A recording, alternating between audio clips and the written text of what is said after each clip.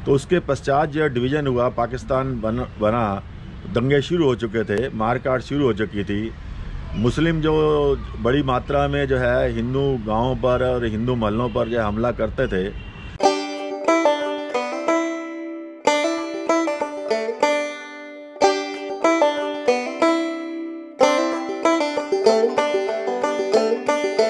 नमस्कार बलबीर जी, हमें इंटरव्यू देने के लिए।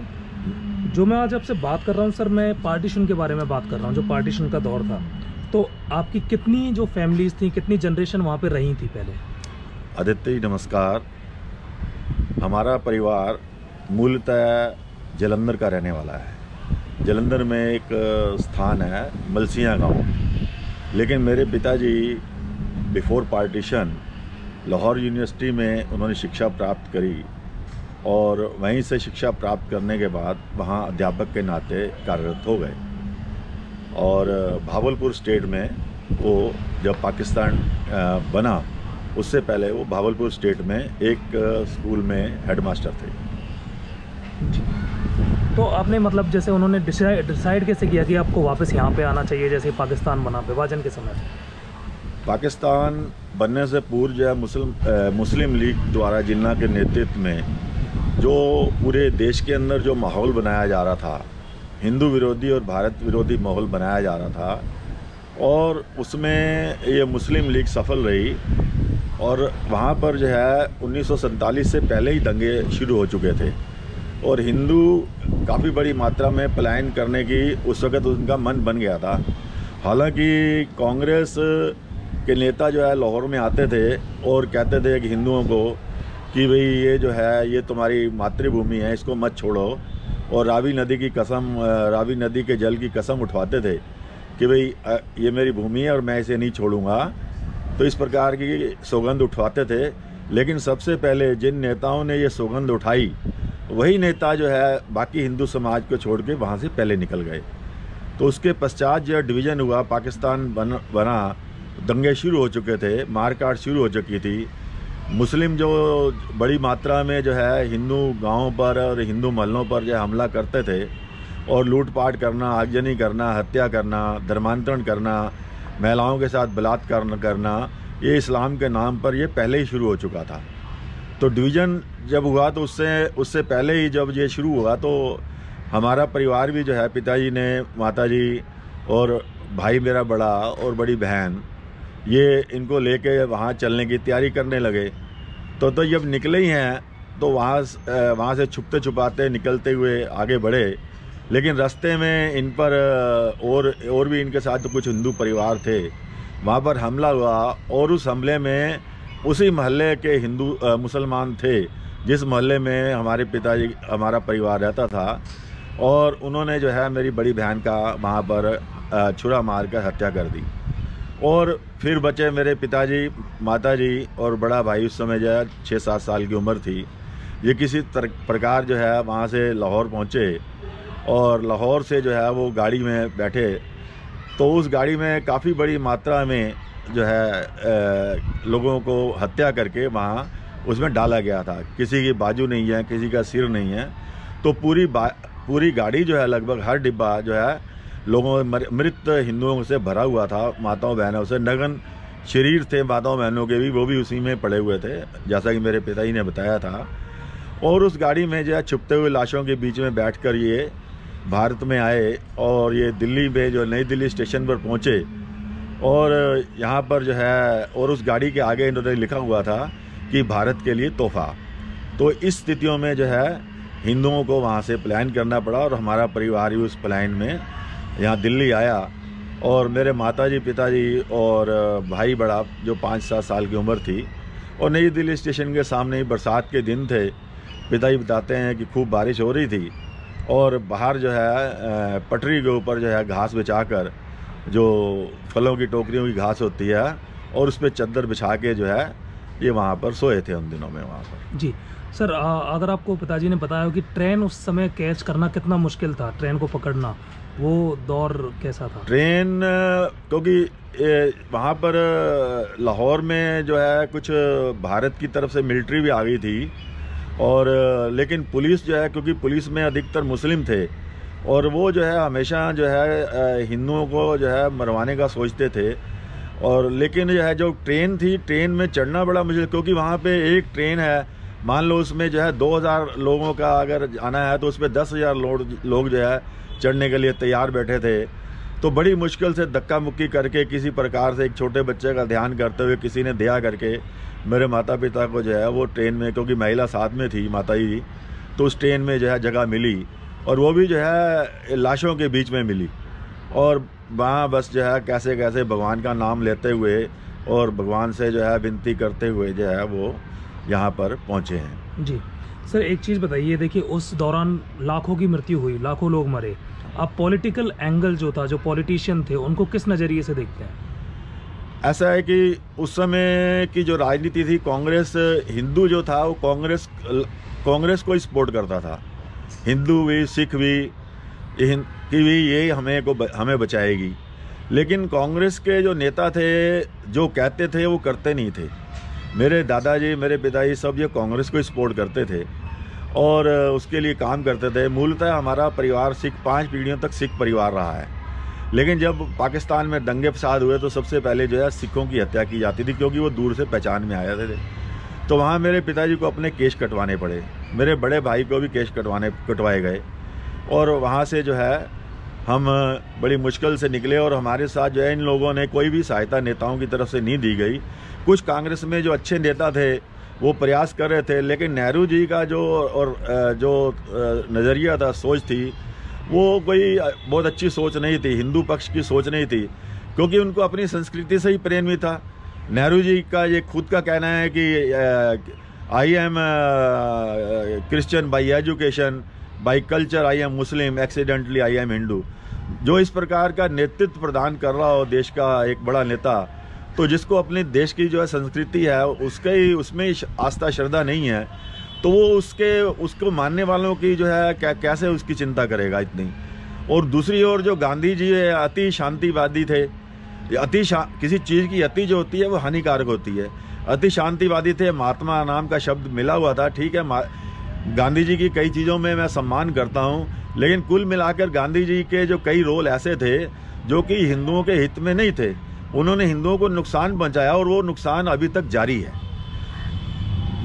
जी सर, मैं ये पूछना चाहता हूँ, जैसे भारत में आप लोग लैंड हुए, उसके बाद जो स्ट्रगल आपका रहा वो थोड़ा सा आप बताएं। जब हम जहाँ भारत के अंदर आए, भावलपुर स्टेट से लाहौर होते हुए, तो भारत में आके जो है हमें जो है यहाँ पर आरएसएस वालों ने काफ़ी, जो हिंदू आ रहे थे उनकी सहायता कर रहे थे आरएसएस वाले, और लाहौर में भी बचाने में लगे हुए थे आरएसएस के लोग जो है इनको, हिंदुओं को, सिखों को। तो उस समय जो है हिंदू सिख का फ़र्क नहीं था, तो हिंदू सिख सब जो है इस संघ के साथ भी जुड़े हुए थे और सब मिलजुल के जो है अपने समाज को बचा रहे थे।